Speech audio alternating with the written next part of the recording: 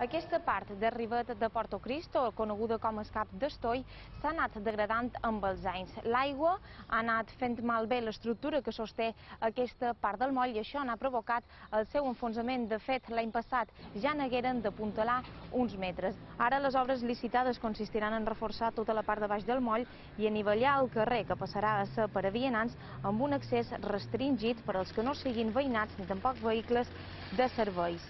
A més, s'instal·laran 6 torres que donen serveis als vaixells i passaran a ser-ne 12. Una de les voravies del port s'ampliarà del 1,20 m, que fa ara a quasi els 2,5 metres. Per tot això, el govern invertirà 911.000 euros. Està previst que les obres comencin a l'octubre i tinguin una durada de 5 mesos.